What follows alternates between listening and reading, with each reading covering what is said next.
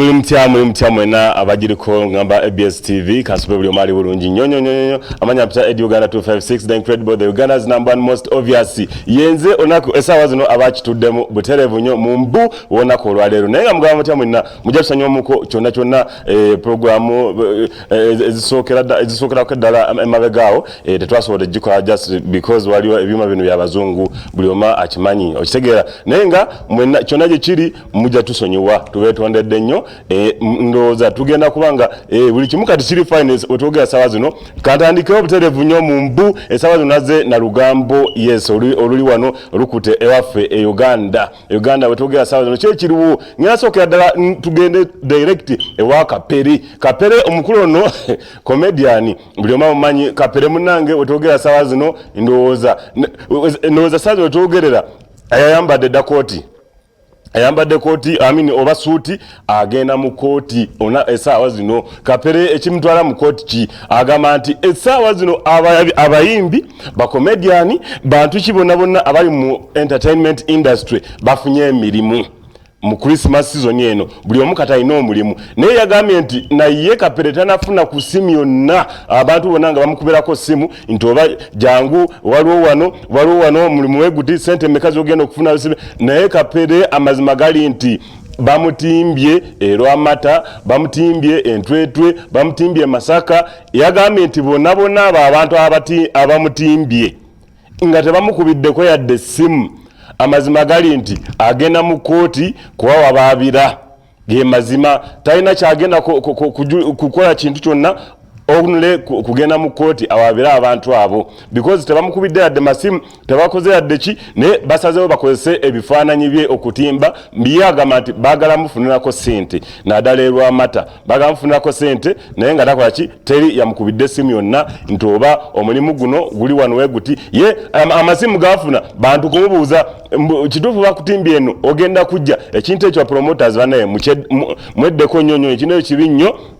okukwata omuyimbi n'omutimba nga tomukubirako simu oba comedian n'omutimba tomukubirako simu okuguba musango omunene nnyo era giyinza okuviirako shoyo okuyimirizibwa netakola lunaku olwo jasa akando akatenuwe kati mukubire simu mwogere naye kiba kigwe so ago gegava ew'omukulu Kapere agenda mu kooti agenda kwabira kuteekayo misango abantu abo bamulirire bakwega bamuwe sente okwesa ebifaananyi bye mu bintu ebyenjawulo byatamanyi tuba tuvuddeyo of course tugenda kwali ewa Little Boss munajuzi wanajja nembagamba nti bakoze ne baby shower of course ne tubalaga ne video ya baby shower n'omwagiraba buli kimu nga kiri fine okitegeera so wetwogera munange kyaddaki abantu bano munange bazadde bali mu baby shower kululi nakunganya katunaku olwaleero munange jo mukyala wa Little Boss yazadde omwana bamuwereddeyo n'amanya actually amanya bamuyita Koli Katongole yomukulu oyo munange so fe tugamba ati munaye congratulations abantu bano munaye Little Boss yomu ku bayimbi abasinga okwagala bakyala baabwe nina abayimbi abasinga okwagala bakyala baabwe nga solo babalira wano omu ku omu na ate nekubala nabo abatagala bamanyi nti balina abakazi nga ate abakazi bafumbo nawe balinja kubanga mbaleta list eyo eyenjawulo mubere nga mulaba abantu abo baani abagala abakazi baabwe nnyo nga tatya kumumulisa abantu kumukuba abantu nate bwera nabo nga n'okutambula obutambuzi naye atya kiba kimutiisa nnyo okutambula naki n'omukazi we oba n'omusajja we bangi bali ba celebrities naddala abayimbi gye bali bangi nnyo munaye so Little Boss fe tugamba te congratulations munange yagasseeko ate omwana omulala ekyo kirungi nnyo ne mukyala munaye yoga ekyo kyesinga okwagala abo nabo bagenda kubeera bayimbi naffe tetumanyi ekyo kyonna yekiri ate bwe tuba tuvuddeko eyo butereevu ngenda kubanga of course nze mbatwala mbiri tugeze kwa Eddie Kenzo ne Donzera ne Big I waliwo ekintu ekitali bulungi awo jukira ebiseera Eddie Kenzo we yalinga ne Big I mu Big Talent bali ba mikwano nnyo awo nga Big I tanafuna gu Donzera Big I amufunye Eddie Kenzo ng'agoba Big I mu Big Talent Big I n'agenda we n'akola big music eyiye Kyaddaaki munange waliwo eggulire eriri mu kutambula everywhere, social media, WhatsApp, simanyi Twitter, Instagram, ne ku YouTube byatuuseyo mbu omwana oyo Big Eye gw'aclaiminga mbuwe omulenzi oyo omwana oyo kigambibwa mbuwa Eddie Kenzo ge mawulire agaliwo saawa zino mbuwa Eddie Kenzo era ani yavuddeyo ekintu kino ani kyavudde kuki kyavudde ku Donzero okuteekayo ekifaananyi kya Eddie Kenzo ekyo ekifaananyi nga Eddie Kenzo asitudde omwana oyo n'abaako n'ebigambo byawandise ku social media ng'agamba meet the Musuuzas sisinkana bamusuuza of which ffe tumanyi Eddie Kenzo ye musuuza ate kati ono omwana lwaki yagambye the Musuuzas era najogera agamba nti wali abaclaiminga nti omwana ono waabwe naye amazima beekyekinge abantu banyavudde nabagera ekiga naye mu butuufu omwana afaanana Eddie Kenzo nobanga omutunulidde mu butuufu eyo olaba ekifaananyi nga kyekyo obuyindo bwaba abantu okitegeera so amawulire agaliwo Eddie Kenzo asirise tetunaba kubulira ki ekivaayo Big Eye already yatandise okwogera ebyo byoliko si birungi simanyi kiki omwana mulage taata omutuufu simanyi Donzero agambye nti nze manyi taata omwana ono omutuufu ge mazima kyekyokulaba nti nataddewo welcome the Musuuzas welcome the Musuuzas so ekintu ekyo kiri awo kati nayo kiri tukubaganya tuli kinonyerezaako kyamanyi with the time era of course tujja kuba tujja naki n'amawulire amalungi era amatuufu tubawe tujja kufuna good interviews from Eddie Kenzo atubulire ekituufu oba ne Donzero yennyini atubulire ki ekiriwo mu makati g'abantu abo ate bwe tuba tuvuddeko eyo jjukira nti abantu bano ate ne bakyawagana tetwategeera ki ekyatuukawo leka tugateekaawo tugaveeko tugendako wasi papa butereevu omugaaga ow'ekibuga omulungi ennyo asinganya ogaba ssente buli wagaba ssente agenda Kaleerwe n'agaba ssente buli wagaba ssente agenda Kisenyi ebifo ebyo bibiriyo ate byebifo byabeesingangamu ennyo edda nga tanaafuna ssente nga yeeyiya omukulu nalina allegations nnyingi ezivuddeyo nga zimwogerwako abamu bagamba mbu bayaaya ababba mu kibuga Kampala simanyi mbu be bantu abakolesi ye abanaga muleete obukakafu naye nga amawulire agaliwo ge galwa amawulire agaliwo gali nti babaddeko ne mukyala we Serena Bata babaddeko ne mukyala Serena Bata mu kiduula ekimu mu Kampala wano naye munnaye ekiduula ekibeeramu obuvuyo obungi nnyo eyo club sigenda gyogera nnyo naye ebeeramu obuvuyo obungi nnyo abantu banya balwaniramu abantu banya kyo ne amawulire gali nti si papa yagudde mu Serena Bata ng'alina omusajja omulala okitegeera nga n'omusajja omulala era nga mubukigambibwa omuntu ono babadde bakiitingako nnyo si papa ebiseera bingi nnyo nga si papa asirise so sepa yagenze n'afuna abalenzi be ne bagwa ku musajja ono nga ina Serena Bata babakubye emituufu babakubye emiggo Serena Bata esaawa zino ogera n'omugyamu blouse emabega ku mugongo gwe oyinza olowooza oba gundi ekisanyi kikyayiseeyo bamukubye emiggo emizibu ennyo ng'ekimukubya ki bwenzi ekimukubya bwenzi mbabadde akitanyo sipapa naye nga sipapa asirika taagala kubijjayo we bamaze okuba we batyo ne bagenda ku kamera za gunda za club eyo ne babalagira sipapa yasasudde esente ne babagamba saagala footage oyo alabike ne baba forcing okudeletinga footage oyo nga kimanyi kigenda muswaza naye munnange ng'abantu obamanyi ffe tubeera ne kamera zibeera buli wamu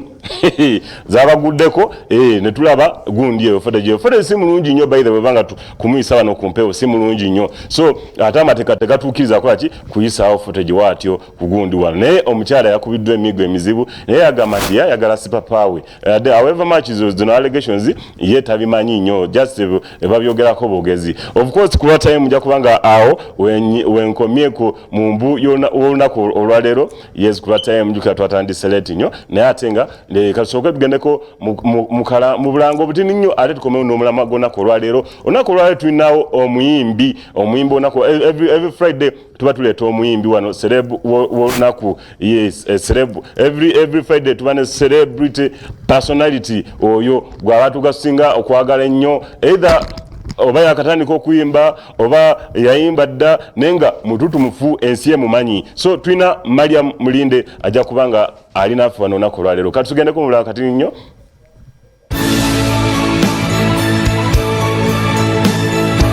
kusiga amafuta. I'm going to anoint again. Ennaku z'omwezi It's going to be nga 19 on the 19th omwezi ogusooka mu mwaka of the first month in the year. ge mafuta That is the anointing agagenda osooka mu mwaka. that is going to be first. Ge mafuta That is the anointing agakuyingiza mu mwaka. that is putting you into a year. Amafuta gengenda The okusiiga anointing I'm going to anoint you. siga kusazaamu bisiraani. It's not to cancel curses away. Siga kusazaamu mwoyo mubi. It's not to cancel out the bad Kubanga spirits, ekyo kyaggwa dda. because that is done. Pulaani ya Katonda The plan of God, tolina kutambula na mwoyo mubi. you don't need to move with the bad Mu spirit. pulaani ya In Katonda the plan of God, tolina kutambula na kikolimo you do kyonna. not need to move with any curse. Kubanga agamba mu Yeremiya Because he 29 says in Jeremiah Ye yekka 29 that it's only him. yamanye entambula zo. He knows your movements. Ye yekka yakumanya. He knew you. Ye yekka yamanyi ki kyakutegekedde. He knows what he has planned for you. Ye yekka yakimanyi. It's only him who Amafuta knows. gengenda okusiiga omulundi The guno anointing I'm going to anoint you, ge mafuta that is the anointing g'otalina ssubwa mwaka 2020. that you don't have to miss in 2020. 2020 amafuta 2020. gasigadde osobola ogasubwa You can miss the olw'ensonga other ezimu. because of other reasons. Maybe ng'olemedde ofuna ensigo You fail to get a seed. naye omwaka 2020 But the year ennaku 2020, z'omwezi nga 19 on the 19th omwezi ogusookera ddala in January, ago amafuta tolina ssubwa you don't have to miss. kuba amafuta ago Because that anointing, bingi nnyo many things ebigenda okukolebwa mu bulamu bwo. that are going to be done in your life. Bingi nnyo ebigenda okukolebwa mu bulamu Many bwo. things are going to be done in your life. Bingi Katonda byagenda okukola mu bulamu And bwo many things God are going to do in your omwaka life. 2020. In the year 2020, Twebaza Mukama. we thank God. Omwaka guno gubadde gwa bunabbi. This year has been for Gubadde prophecy. gwa It kigambo. has been a word. Wabula omwaka 2020 But the year 2020 mwaka gwa byamagero. is a year of miracles. Katonda agenda kukola ebitasoboka. God is going to do the Ng'ennaku z'omwezi impossibilities. nga On the 19 29th, buli muntu yenna everyone jangu osigibwa come amafuta. and be anointed. Ogenda laba ki Katonda kyagenda You're going to okukozesa see amafuta what ago. God is going to use that Mu anointing linnya lya for. Yesu.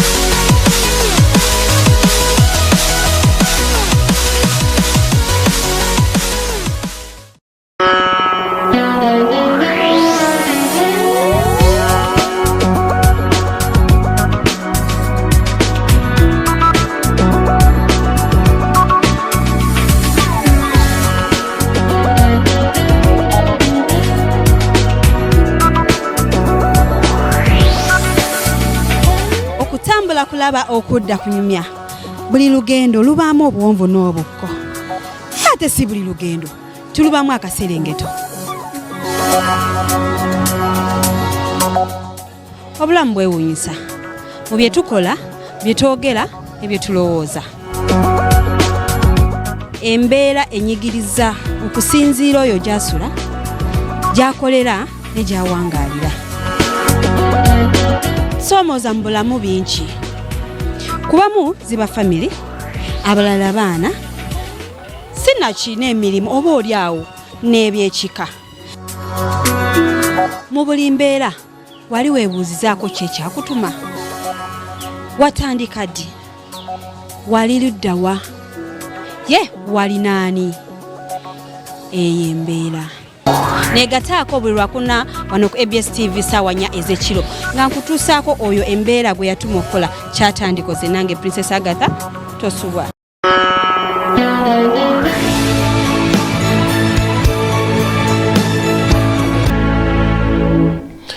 Okay, tusanyuse nnyo ate gwe akyalemedde ku ABS nga gwe osana ogamba nti ogenda kubanga olaba ABS kuva ku Monday paka ku Monday. Ekyo tuli basanyufu nnyo weebale nnyo weebale ddala omulimu gw'okola gwa ttendo nnyo. Yes, olunaku lwaleero nga omanyi it is a Friday tubeera mu Gandalo ya weekend kyobalaba tubeera mu gundi mu mbeera eno weetu nga tulaba embeera ya weekend tuba tugenda kukola ki tuyingira mu weekend of course masapi muntu omulala yandikiise bwatyo naye ate era tuli mu Christmas festive season eno tuli mu Christmas eganda lya Christmas olunaku olwaleero still naze ne muganda wange asinga nnyo okutegeera ebintu asinga okutegeera ebintu n'engeri y'okutematemamu ebintu kwegamba n'akumanyisa ekituufu n'ekibi nakolaki n'akumanyisa ajja kuba ng'akubuuzaako tulyoke tuyongereyo. Webale kubeera ng'okyekumidde ku program amaca amalungi wano ku ABS TV amanya gange nze Angelo akubuuzaako amaca gano. Yes, amanya ya Angelo yakubuuzaako amaca gano. Olunaku lwaleero Angelo njagala tutunuulire gundi kati tuli mu gundi mu Christmas kati ye hit eriko. Tuli mu Christmas ennaku nga 2-3 tujja kubanga tutuse mu Christmas gundi olunaku lwennyini olwali lumu 5 olwokusatu yes so nakuzia onganya tujja ku already tuse ate awo waliwo abiru mukaga Boxing Day from there waliwo ate 31st ate waliwo first kwegamba onolabira ddala nga ekintu tuli muguni mukayisanyo yenyini naye ensonga entuufu lwaki oli wano olwaliiro lwakina era stiru nagadde kukubira akasimu okomewo twogere ku bintu bino tuli tugenda tunulira ku security during Christmas season. During Christmas season, gundi festive season yeno. Security erietya abantu abana bagenda abantu webaddayo mu byaro. Biche bibeerayo mu byaro eyo. Mizeki registered into okay these are the cases ezitanya okubeera nga zikolaki registered mu byaro eyo abantu abate ne bamana bavayo nga baleseye emisango kiraba era omuntu yeekuumya atya mu Christmas yeno okulaba nti avuddeyo talina musango gwakoze ate ali seefu abamu batibwa ne mu Christmas. Okusookera ddala major cases ezisinga mu Christmas season oba festive season major cases ezisinga okulabika waliwo ey'obubbi waliwo eya rape ne accidents kubanga bwoba yalabye ejjo akawungeezi oba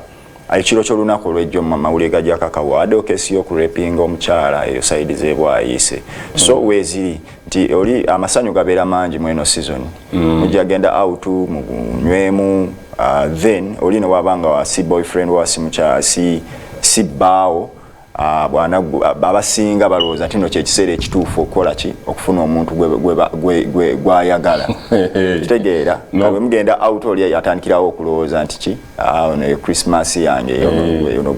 gwe njobeera naye Christmas nga naye mbadde mwakeraba so bwesanga nti nno omu waaba agaanye oba omukazi ng'agaanye oli asobola omurepinga kuba yabeera kimanyi ti Christmas nange wenjira then mubeeramu robbery ne theft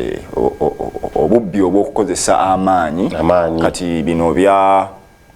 ng'okumenya amayumba ezo robbery okumenya motoka n'obba mu laptop y'oli ezo zonna kesi amataala ago then theft bino nga kusala nsawo ogenze ku dduuka ogula akantu olina akalondawo takasasudde theft kubba nkoko kati ebyo ezo cases nazo ziba nyingi indi atwenga matino n'agenda mu town yakola ekiyabire nga yeegendereza kuba kati ogenda downtown mu Kampala ekibuga kijjuvu buli omu agula bintu bya Christmas abagula engoye abagula ebyokulya abagula sukaali gwe batwalira abakadde baabwe mu kyalo abagula butto kibuga kijjudde kati abasinga babeera bakiyingiddemu akaseera ako nga badde tebakimanyidde kibeerabeeramu nti no asobola fallinga prone ku muntu omubbi kati omubbi naye amanya kuba buli lunaku ekibuga kibeeramu abantu batonotono okusinziira ku balimu mu season eno kati omubbi naye amanya nti ki ono yagenze be batweyongeddemu abadde batabeerawo kati kanziba ono era ojjawulira cases bansaze ensa kuba obeera mugenyi wali oba tomanyi abantu mu byalo beekuumye batya so tugamba tino to falling a victim oleme kubbibwa beera mwegendereza essimu yo ne wallet yo ng'ogenze mu kibuga okukola shopping then robbery ye gy'okubeera ewaka basobola okubbira ewaka nga toliiyo oli ajja kulaba ogaddewo okutta ebintu bye bitonotono ogenze mu kyalo tolina gw'oleseewo bajja kumenya so beera mugezi funa omuntu goleka mu nju yo omugambe tino ngendako mu kyalo ojja kubeera onsuliramuko oyo atagenda mu kyalo atagenda mu kyalo agenda obeerawo naye ate yadde ogenda kunsuliramu naye beera mwegendereza komawo basaawa 3 ez'ekiro obeerewo yadde onsuliramu ate togenda kulaba fireworks kuba babeera bajja sooka okubeemuko toki mu accident ezitera nnyo okubeera registered nyonyonyonyo accident esinga okubeera registered ziri nnyo ku nguudo mu kibuga ziba ntono during Christmas season naye zibeera ku nguudo eza highways abagenda Jinja Mbarara Masaka olaba nnyo cases zibeerawo hoima cases zibeerawo eza accidents nti nno omugoba w'ekidduka whether it's a bus oba 14 seater PSV ya taxi abeera ayagala akole naye akasente aba avuga ku speed ya waggulu nnyo atenga abateekamu bangi kati they even exceed the number abali supposed okubeera mu taxi kati ye kyakola avuga speed yo ne munene eja avuga buli omu abakuwasiwasi ye speed gyabako agenda abaku speed n'akomawo abaku speed so ne bamaliriza nga batadde obulamu bw'abantu oba basaabaze mu matigga Jinja Road etera nnyo kuregisteringa gundi death cases naddala nga ziva mu accident ne Masaka amakulu ago bakole batya naddala ba traffic of course traffic babeera balina okweyongera balina system gye baali baleese nti nno bw'otuuka ku checking point osanga road block oba nosanga checkpoint ne bagamba nti nno ba estimating they can estimate and they say ti okuva ku wano wewati n'okutuuka wano omuntu alina ovugirawo eddakiika 3 kati gwe tuukayo mu ddakiika 15 bagenda kugamba gwe motoka ogivuganga nnyonyi okitegeera endatika naawe olina okuba omwegendereza n'osala ka speed kuba bajja kuwa ka tiketi kagambe checkpoint eno gibaddewo ku ssaawa bweziti n'eddakiika bweziti checkpoint eddako olina okutuukira mu time eyo either obeera late eddakiika ng'emu oba n'obeera ali eddakiika ng'emu naye n'otabeera nti bakuwadde eddakiika 3 ojja okuddamu otuukira wali gwe n'otuukira eddakiika 15 bobeera bajja kola ki babeera bajja kufayininga so traffic ekyo kimanyi egenda kikola naddala nnyo ku Masaka Road bagamba when we talk about traffic bagamba abantu bana abasirikale ba traffic bana ate ku nguudo ezo be bakyasinze like okwagala gundo accidents zibeerewo mu bintu bakola bagala accidents zibeewo because bamanye this is Christmas season omuntu ajja afumule emotoka speed omulabye bulungi omukubyemu n'ekitaala otegera no reading on spot simanyi biki kati akutuseeko ate nakuza ku mobile nakola ki na kuwaya akasente omuntu mu kifu ky'omukwata oba okusavinga abantu bano obagambe owange mukubire driver omulala ajatwala abantu bano if not mukole ki muve mu motoka eno mukwate motoka endala nola kwata mwaddemu akasente ye ate amuleka nakola ki amuleka n'agenda ate era aba yakava ku sport ye yennyini atandikirawo ndima so ekyo nakyo bajja kitunula mu kuba nti balaba ABS actually ndooza ku Monday tuyinza ofunayo wa traffic najja n'atunnyonnyolako nanyonnyola abantu bwe balina okweyisa mu bidduka Christmas season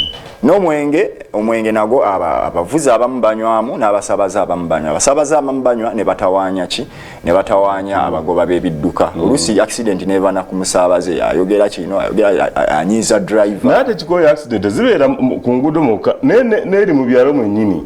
waliwo abaana abo abagenda ne banywa emyenge gyabwe abamu banywa n'enjaga kati ne balyoka ne bakwata buno buboodaboda obwo ayita mu bantu bangi omanyi ffe ewaffe mu kyalo olunaku lwa Christmas oyinza n'okubula okuyita mu kasente ako naye omwana ava eri afumudde piki speed kyokka agenda kuyita mu bantu bwe bakuba agenda ku kisaawe kulaba mupiira bafunikira bagudde bo bennyini abali ku piki bakoseddwa oba okukoona bano abantu abalala message gyo sobola okusindikira naabo kuba kyemanyi ne mu byalo batulaba gemazima omukyala ali eyakola yeeyisa mu mbeera eyo kugamba tina amasanyu mangi sanyu teriggwayo tekigasa sanyuka leero n'ofa enkya n'otalulaba so amasanyu mangi olina obbeera omwegendereza lastly nga tumaliriza njagala kwogera ku ez'ensonga 3 nzirambulule mbajjukizeeko kye mbadde mmaze okwogera mu ababadde batalaba kugamba nti nno